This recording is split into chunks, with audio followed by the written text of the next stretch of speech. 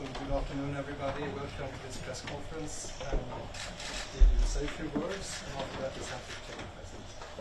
Hello, very good to see you all. As you know, this is a very busy session of the Board of Governors with many important issues. So, with that, let's go straight to your questions. Any questions? Yes. Hi, David Wahnow from Al Arabiya. I have the first question regarding what you just told the board about receiving plausible answer from Iran regarding one of the 3 secret locations. We heard a response from Israel. Benjamin Netanyahu, the Israeli Prime Minister, has said that you have bowed to political pressure from Iran. He's also said that the IAEA might lose credibility over this. How do you respond to that? And maybe I'll wait for your answer and ask the second question. Maybe you can. Okay. Also regarding the 60% enriching of uranium by Iran, has this been now? Is this now a de facto thing that the IAEA has accepted? Because we don't hear alarm bells on this. You said that there's 100 kilograms of uranium enriched to 60%. Mm-hmm. Why is this not raising more concern? Well, thank you very much. Two very important questions. Regarding the issue of Maryland, let me say that what we have informed is that we have received a response from Iran, which is plausible, and this is why we have said that we have to offer the questions on this particular segment of an issue which is much wider. As you know, we continue to maintain an assessment regarding this site where some very specific type of testing was conducted, and we have not changed that assessment. What we have is received a reply that is plausible, so we cannot exclude that what they are telling us may have happened, although we do not have any means to actually prove or disprove that was the case. We cannot exclude it. So then, on the qualifications that may be there, or opinions and comments on what we do, we are used to this, you know. One day is one side that says one thing, and the other day is another side. We accept this as part of our work. Our work is neutral, is impartial, is technical, and we will always say things as they are. The considerations of what this implies is not up to us, and I will never comment on government's opinions on what we do. What I can tell you is that this is technical work, and what we are saying is technically correct. Then on the 60%, well, on the reactions and why there are not more reactions about this, or then again, it's perhaps it's a question that you should put to others, not to me. What we are doing is telling the international community the exact amount of enriched uranium at that level of enrichment that exists, and it is, as you may have noted, above 100 kilograms, maybe 116, 15, something like that, at that level. And the general inventory of enriched uranium has been growing. It's around 4,500, and in different amounts for the different degrees of enrichment is growing, as we are seeing. And on the 60%, you say, have you accepted? Well, enriching uranium is not forbidden, as you know. What we do is verify what is happening, and we inform. So this would be my answer. Hi, DG. Hi. Just to get back to the core of, I mean, we're used to hearing, you know, unhappiness from Israel about various aspects of this file, but there's a new accusation here, which is that you've essentially watered down safeguard standards in response to, or because of some political considerations, right? So can you say that categorically that is not true? And then secondly, on your statement to the board, where you said that essentially Iran should allow the installation of further monitoring equipment without further delay, suggesting there's been a delay. What was that due to? What has happened? Why is this taking longer than you'd expected? And how much longer should we expect this to go on for? Yeah, thank you, François. On the standards, of course, we never ever water down our standards. We stand by our standards. We apply our standards, and if anything, in this process, which is a complex process, which you have been following, we have been strict, technically impartial, as I like to say, very firm, fair but firm. So we are not in the business of watering down or politically adapting anything. These are opinions. We do not take issue with them. We understand that there may be opinions. And without further delay, well, this is of course something on which there can be opinions. We had a joint statement agreed, as you remember, in March, presupposing that we would be implementing a number of voluntary additional monitoring and verification measures, and this is going very slow. This is the reality. We have been doing things. This is why, and I think this is also part of my obligation. I have to report fully what is going on. It wouldn't be fair to say that nothing is happening. No, that would not be true.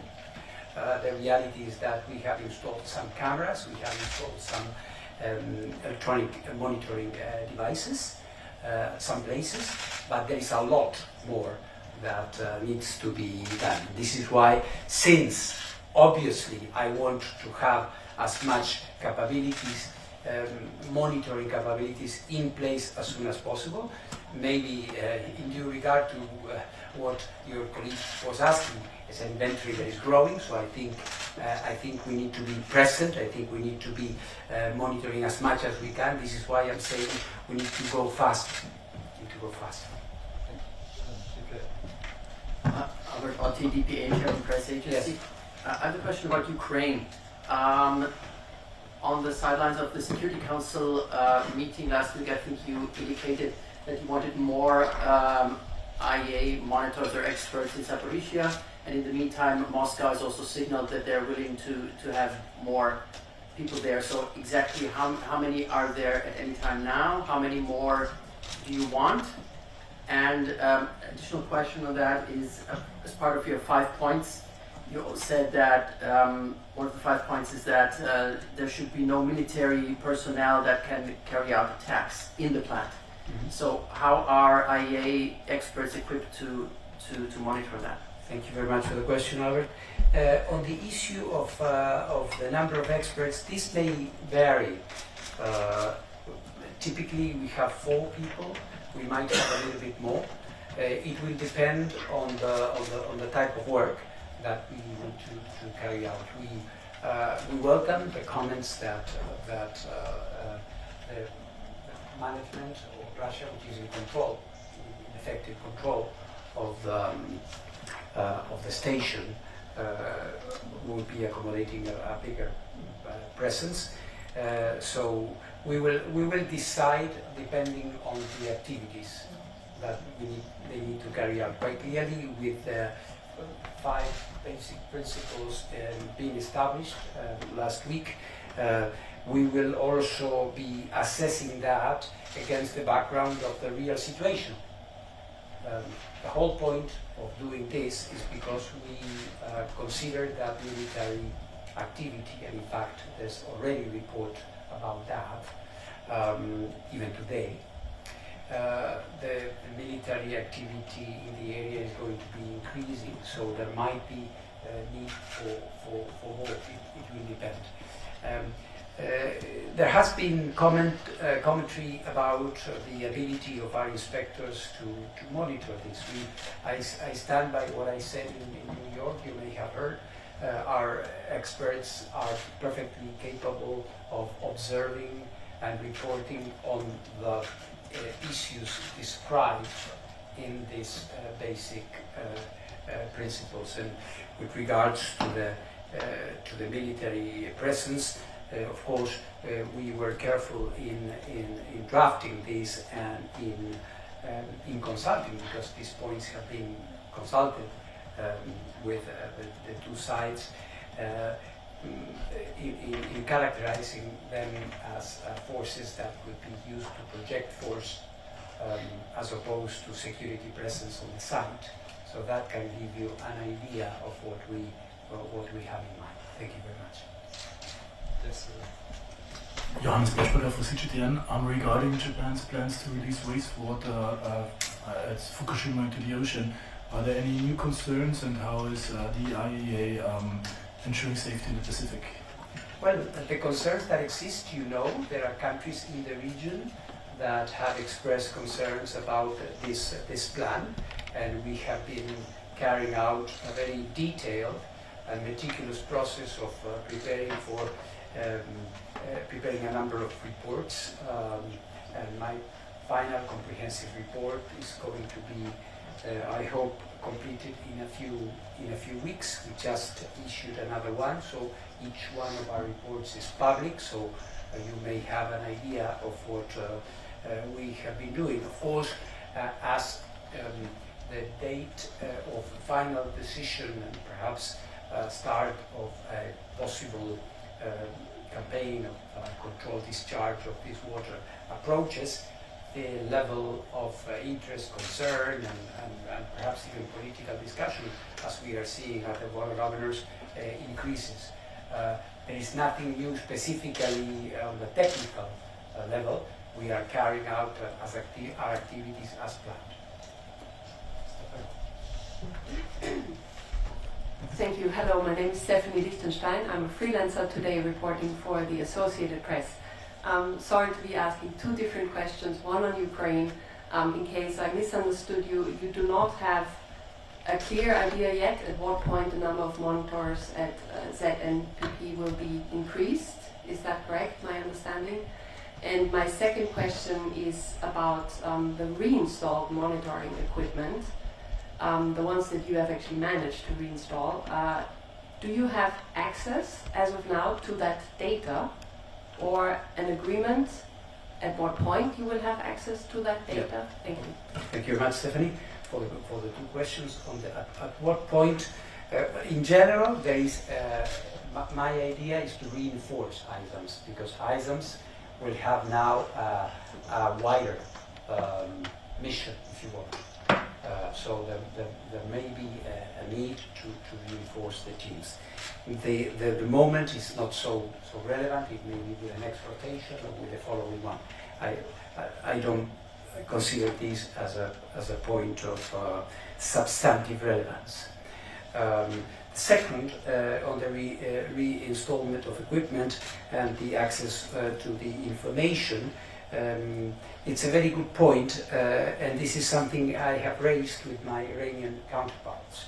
Of course, the reinstallment of the equipment is very important, having the cameras that were removed or disconnected, or the electronic monitoring devices that we may have to control and to check the enrichment levels and activity is very, very important. But it is obvious that there has been an important gap in the information, and I would characterize this as two types of gaps. In the first place, you may remember the issue is a bit complex and intricate, but it's like that.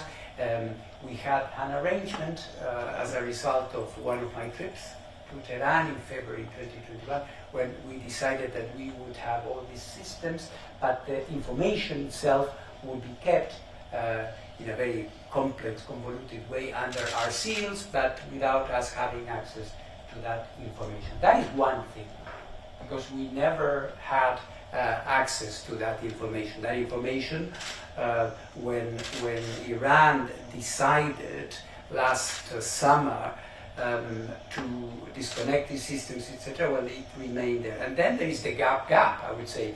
There's a gap from that point to now, where we don't have cameras, we haven't had anything. So no information, no cameras, nothing. So well, all we are saying, and I think this is common sense, basically. All right, we reconnect the cameras and we have the systems again, but in order for us to be able to reconstruct the whole picture, we need to sit down with Iran and have some way to reconstruct the jigsaw puzzle. And there may be parts that are going to be a bit more difficult, because in for this first gap, as I described it, we have the footage, so it's easier for our people to do that. But for the second part, from June 2022 to June 2023, then it's a matter that will require some other type of consultation, access to records, talking to people, making some projections, etc., etc. So in the end, we can reconstruct the picture and say, well, in this period, our gross estimate is that such and such amount of rollers and bellows, etc., have been manufactured. I hope it's understandable. If it's not, I'm sorry. I can try again. Thank you. Councillor Nagy from BBC Television. Yeah. I have three questions, Yeah. if I may. Yes. First, on Prime Minister Netanyahu's statement that he says Iran is continuing to lie to the IAEA. The IAEA has capitulated to Iran's pressure, and this capitulation is a black stain on the records of the IAEA. I just wondered whether you can specifically address these allegations. One. Secondly, the issue of marijuana over there. You say there is some explanation on some aspects of what happened there, and you standing by what you said, and your assessment stands on other issues vis-a-vis this particular side. I just wondered whether you can actually tell us exactly what, according to you, happened in Awade that is problematic. And thirdly, the issue of the 83% enrichment that was found last time, a few months back. Are you satisfied that this was an accidental thing or a normal sort of a thing in the process, or was it more than that? Can you specify that, please? Yes. Thank you. Thank you very much. All right. As I said, I would never enter into a polemic or an argument with the head of government of any member of the IEA. They have their opinions, and what I said in my answer to François stands. I mean, we never politicize exercises. We have our standards. We apply them always. So, in any event, I would say that politicization is on the eye of the beholder.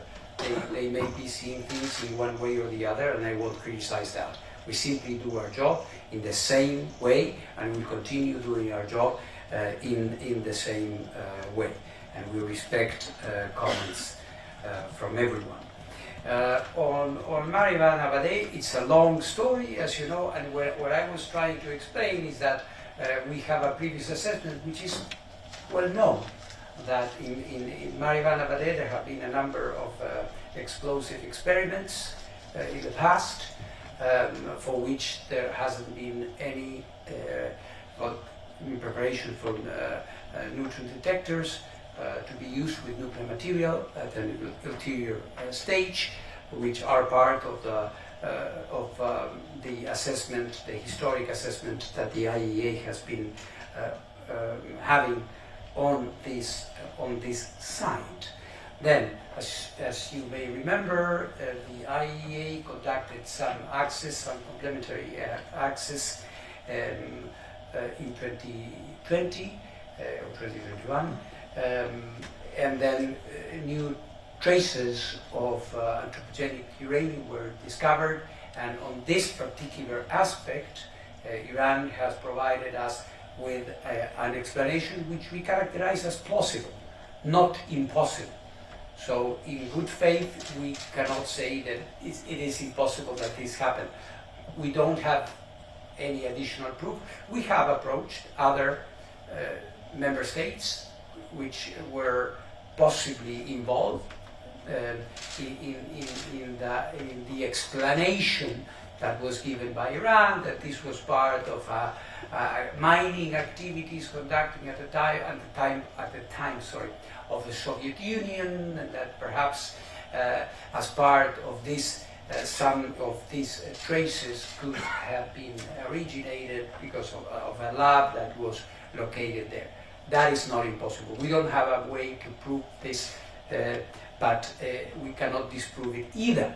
So as we conduct our work in good faith, we cannot simply for the sake of keeping something open, continue to seek what is impossible to pursue. But as I said, this is a segment of a very wide issue. So these ideas that we are closing, cancelling things is not accurate, it's incorrect, right? So I hope this is clear. And on the enrichment, yes, I think the explanation was technically correct. What we, of course, and I think is very credit to our excellent inspectors and experts that were on the spot immediately able to identify this very high degree of enrichment. We had an analysis with the technical operators of this facility, and again this oscillation, there's an oscillation that could be at the source of this very high level. What we have said is that there hasn't been any accumulation, no storage, no production at that particular level. Incidentally, these electronic devices that we are trying to set up are very important in giving us an immediate impression of what happens in case there is another oscillation or otherwise. This is, we are something that we are monitoring permanently. We have to move on the question back. Yes. Hello, ladies. Hello. My question goes to your last response to my colleague. Yeah. Also, in your statement to the Board of Governors, you informed about the installation of the new devices in Natanz and Fordo facilities. Mm-hmm. My question is, could you tell us more about the function of the devices, and will the agency, will the IAEA have access to the data of the devices?